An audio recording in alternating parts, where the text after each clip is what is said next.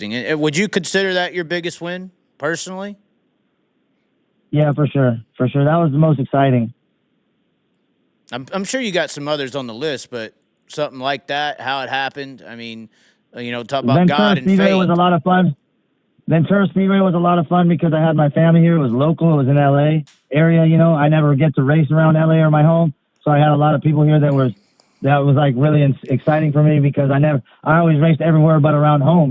So that was a lot of fun. Placerville Speedway for the championship for the World Outlaws was a lot of fun because we had a whole lot of people there. My family came up there for that. And that was a lot of fun. The Silver Crown races were a lot of fun. Every race is. I can't really pinpoint one that was the most exciting or the most, but I got to say Kings Royal was probably it was just a lot of it was so fun for me because I saw how much enjoyment it brought to Jesse Key. He had worked for years and years to try to win that race. And so what I know it meant for him was just so meaningful to me that it was like an accomplishment that I was so happy to be able to give that to him, Right. Yeah. I gotta, when you're doing something like that to that degree on that level and how it happened, the shock, there's probably no one watching that. Once again, you've been on the side of watching it from the infield or the pitting area now. How if you were honestly watching that from the infield or pitting area, you're like, white flag, it's over. Well, we tried, but we finished second, Right. And for it to turn So that it was hard. a dramatic finish, which made it even better, Right. Because I thought, I thought we gave up the race when we showed him the nose, I thought I showed him my nose too early. I screwed up. I thought I screwed up, Right. And then come to find out, that's what actually got us the win, Oh, here's another thing I wouldn't mind clearing up too, because a lot of people say that I have anger and this and that. But I want to say something about the video at Williams Grove that everybody had seen and watched. I wasn't. So we're angry. talking about. Hold angry on. The one where you go crazy and start yelling at some fat ass flagman or something. I can't remember it word for word. What happened was the guy in front of me motor didn't take off, so I hit him, pushed him, and then I drove around him to pass him because his motor didn't take off. Then they black flagged me, and I was like, "This is bullshit, man!" Like anybody who was watching that would know the guy didn't take off. I got to go around him. What do you want me to just stuck behind this guy? I couldn't do it.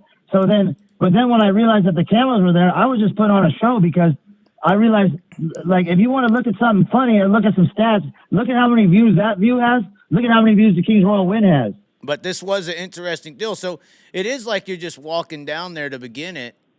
And then, once you see people are paying attention, that's when it switches a little bit more. Right. And I'm just trying to make. I'm just acting for the cameras. Do you think that point, the dreads made it worse? You see how they're popping up and down? It looks like Carrot Top, but the ghetto version. I miss my dreads. I got my dreads. I got my dreads done in Bali. No, I don't have. You're I have full-blown Lamar Jackson. No. I got those dreads in Bali. When I was racing in Australia. I'll tell you a funny story. People in Bali. That's outside of Perth. Yeah, it's not far. Southeast. It's in Southeast Asia. It's a big surfing community. But what happened was I went to go drive for a guy in Western Australia, and he didn't pay me. He wasn't paying me. He was supposed to pay me $10,000 to go there and race up front. So when I got there, I had money because Australia is expensive to live, and they have a lot of money. So I was supposed to get $5,000 when I landed, and $5,000 2 weeks later. He didn't give me any money. I'd been there for like 3-4 weeks, and I had no money. I was like, bro, I need my money. I haven't got paid. So I ended up having to steal his car. I was staying at a hostel. You stole his car? I gotta stop. What? I've never heard the phrase I had to steal his car before until just now. This is good shit. Continue, please. No, I had to steal his car for leverage to get my money to get paid because he wasn't. That was your only idea you could think at the time. Well, basically, there was a whole family that was going to try to fight me, and so I was like, look.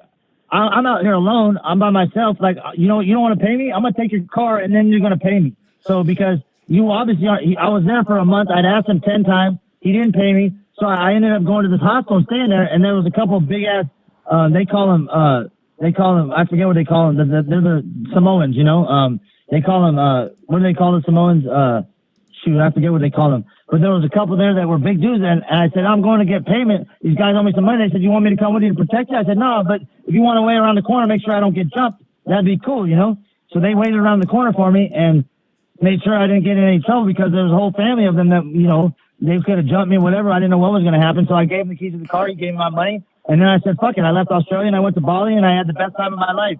I got to see all these temples. I rode around on a scooter and saw all of Southeast Asia. Probably the best place I've ever been in my life. If anyone ever has a chance to go there because it's the nicest people in the world. And the food is amazing. The beaches are warm. The people are just so nice. Like, I couldn't even believe. I thought they were trying to steal from me because they're so nice. I thought, what are they trying to steal from me or do something? That's just how they are. You got families, 3 people, a wife and a husband riding with their kid on the back of a scooter. That's how they get around. It's just a simpler way of life, and it's really nice and fun. It's cheap. But that's where you got, that's beaches. the story of how you got the dreads. Okay, so funny part about the dreads. This lady goes, oh, let me do your hair. I was like, okay, how much? You know, she's like, $8 or something. I was like, okay. So I'm like, I go and I'm sitting there and I didn't know it was going to hurt so bad. I'm like sitting there in this chair. There's 3 chicks pulling and yanking on my hair. I'm like, oh my God. I'm like, this is driving me crazy. I hate when people touch my head first off. And I said, lady, I got to use the restroom because I just needed a break because it was hurting. They said, beauty takes pain. I was like, beauty takes pain. I'm like, I didn't sign up for this.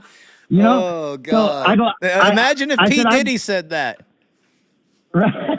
Exactly. So I go to the bathroom, but this bathroom door locked from the inside out. So I got locked in the bathroom with this little window. It was like 100 degrees, and I'm in there for like 45 minutes, like starting to get claustrophobic, like tripping out, like yelling out the window, help, somebody come on, like banging on the door. Nobody came. Finally, 45 minutes later, they come. I go, man, I've been locked in here. I couldn't open the door. Opened inward, not outward. So I couldn't kick it. I couldn't kick it open or nothing. It was like, so I was stuck in there. I go back out and I said, I got to go get a couple beers. I go, I can't, this hurts too bad. I was like, I didn't know this was going to hurt so bad. So I finished getting my dreads. Then I never wanted to get them cut off because I was like, I went through hell getting those things on. I'm never cutting those off, you know? Okay. But I felt like I had a little helmet on all the time with them. It felt like a little protection. It was kind of nice. So, you know? On the back end of this whole explanation of the Williams Grove incident, did anybody ever come to the truck? There was one point you were like, I got a Ford F-150, bitch, come and get some. Did anything ever happen, or what happened? What ended? Well, after this camera's done clicking, what happened? No, nothing happened. It got quiet, and Jonesy ended up, you know, the one guy tried taking a swing at my crew, my crew chief, and then that ended quickly, you know, because when I have a team, our team sticks together. Like, that's what our teams will do. When I'm with the team, they stick together, and I stick on their side, they stick on my side, and we stick together. So nobody was going to do anything, and there was nothing to be done because really it was nobody's fault that was involved in it. It was the people making the calls in the flag stand, you know? That happens and a lot. And they weren't even around. Yeah, exactly. Yeah. People get mad at those decisions up top, for sure. I didn't hear. Was I right about the numbers, or was I kind of close to being correct?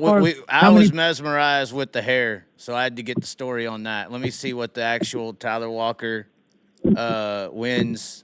Let's see here. Tyler Walker wins Kings Royal video.